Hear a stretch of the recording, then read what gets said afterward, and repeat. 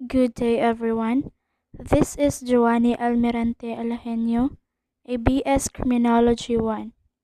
For today, I will be discussing the other law enforcement agency, bureaus, offices, departments of the government. So the first is the Philippine Drug Enforcement Agency, or the PDEA. Definition: the Philippine Drug Enforcement Agency is the lead anti-drug law enforcement agency responsible for preventing, investigating, and combating any dangerous drugs, controlled precursors, and essential chemicals within the Philippines. Function: is a regular law enforcement and regulatory agency which is responsible for the efficient and effective law enforcement of all provisions on any dangerous drug and or controlled precursors and essential chemicals. Next is the Bureau of Custom, or the BOC. Definition: the Bureau of Customs, or the BOC, is an attached agency of the Department of Finance. It is charged with assessing and collecting customs revenues, curbing illicit trade and all forms of customs fraud, and facilitating trade through an efficient and effective customs management system. Function: supervise and control all import and export cargoes landed or stored in piers, airports, terminal facilities, including container yards and freight stations. For the protection of government revenue, exercise exclusive original jurisdiction over seizure and forfeiture cases under the tariff and custom laws. Next is Bureau of Fire Protection. Definition: the Bureau of Fire Protection is the government body in the Philippines responsible for the provision of fire services. It is under the jurisdiction of the Department of the Interior and local government. Function: the BFP is responsible for ensuring public safety through the prevention of suppression of all destructive fires on buildings, houses, and other similar structures, forest and land transportation, vehicles and equipment, ships, vessels, dock at piers, wharves, or anchored at major seaports, petroleum industry installations. Next is the Philippine Coast Guard, or the PCG.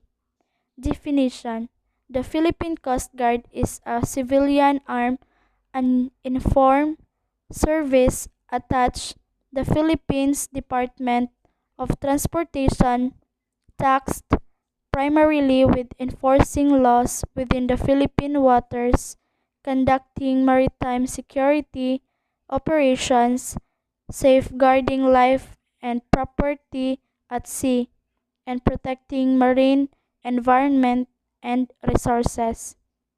Function: the Philippine Coast Guard is mandated and responsible to perform maritime search and rescue, maritime law enforcement, maritime safety, marine environment protection, and maritime security.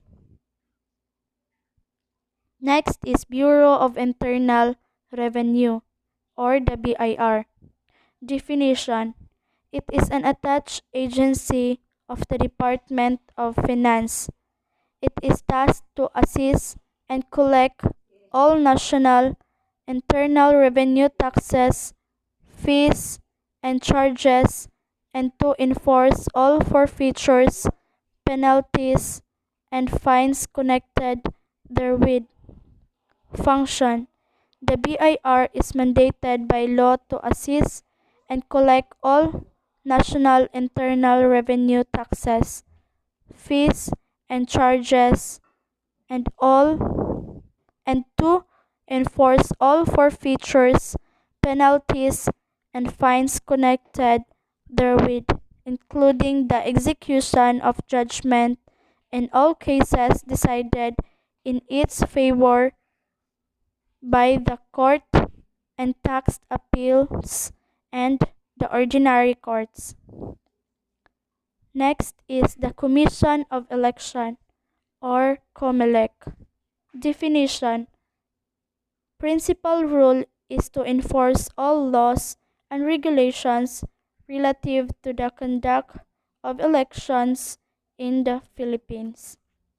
Function: is the premier guardian of the ballot. Its principal rule is to enforce and administer all laws and regulations relative to conduct of elections, plebiscites, and initiatives, referendums, and recalls. The next is the Philippine Port Authority or the PPA. Definition: is a government-owned and controlled corporation under the Department of Transportation as an attached agency. It is responsible for financing, management, and operations of public ports throughout the Philippines.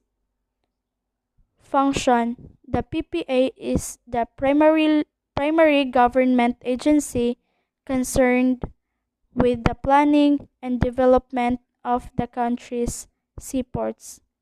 Established in 1974, the PPA's character was amended by Executive Order 857, which expanded its functions to include the integration and coordination of ports nationwide. The next is the Anti-Money Laundering Council or the AMLC.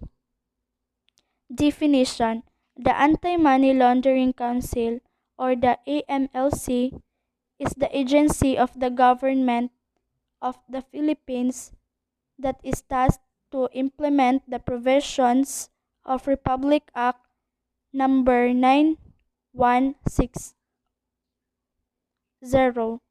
also known as the Anti-Money Laundering Act of 2001 or the AMLA, as amended, and Republic Act number 10168, also known as the Terrorism Financing, Prevention, and Suppression Act of 2012 or the TFPSA. Function: in relation to its power to investigate money laundering, the AMLC, upon order of a competent court, is authorized to inquire into or examine any particular bank deposits or investments that are deemed related to an unlawful activity or a money laundering offense. The next is the Bureau of Immigration or the BI. Definition: the BI is a primarily responsible for the administration and enforcement of immigration, citizenship, and alien admission and registration laws in accordance with the provisions of the Philippine Immigration Act of 1940. It also plays a role in the enforcement of RA 9208, also known as the Anti-Trafficking in Persons Act of 2003. Function: it was given the sole authority to enforce and administer immigration and foreign nationals registration laws, including the admission, registration, exclusion, and deportation and repatriation of foreign nationals. Next is Land Transportation Office, or the LTO. Definition: the Land Transportation Office is an agency of the Philippine government under the Department of Transportation in the Philippines. The function is include the inspection and registration of motor vehicles, issuance of license and permits, enforcement of land transportation rules and regulation, and adjudication of traffic cases. Next is the Department of Trade and Industry, or DTI. Definition: the Department of Trade Industry is the execution department of the Philippine government tasked as the main economic catalyst, enables innovative, competitive, job generating, inclusive business, and empowers consumers. Function: the DTI is responsible for realizing the country's goals of globally competitive and innovative industry and service sector that contribute to inclusive growth and employment generation. Next is the Department of Foreign Affairs, or the DFA.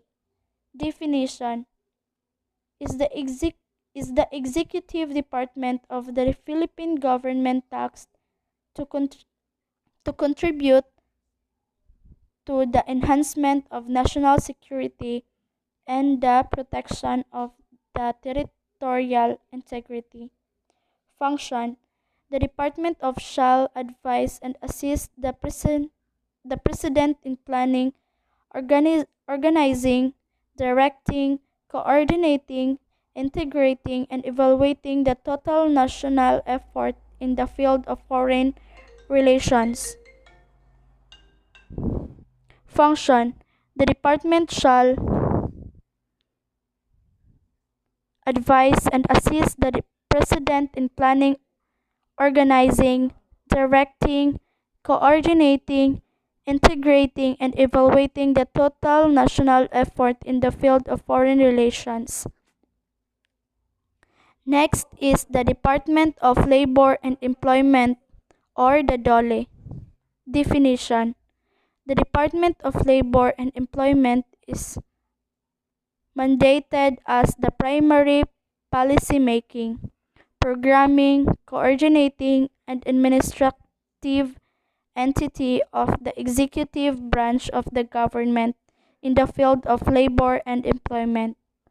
Function: the Department of Labor Employment is the national government agency mandated to formulate policies, employment programs, and serve as the policy coordinating arm of the executive branch in the field of labor and employment. Next is the Department of Interior and Local Government, or the DILG. Definition: is the executive department of the Philippine government responsible for promoting peace and order, ensuring public safety, and strengthening local government capability, aimed towards the effective delivery or basic services to the citizens. Functions: promotes peace and order, ensures public safety, and strengthens local government capability to effectively deliver basic services to the citizens. The last is the Department of Public Works and Highway, or the DPWH. Definition: the DPWH is mandated to undertake the planning of infrastructure such as national roads and bridges, flood control, water resources, projects, and other public works, and the design, construction, and maintenance of national roads and bridges and major flood control system functions as the primary engineering and construction arm of the government. The DPWH is responsible for planning, design, construction, and maintenance of the national highway, major flood control system, and other public works. And that would be all. Thank you.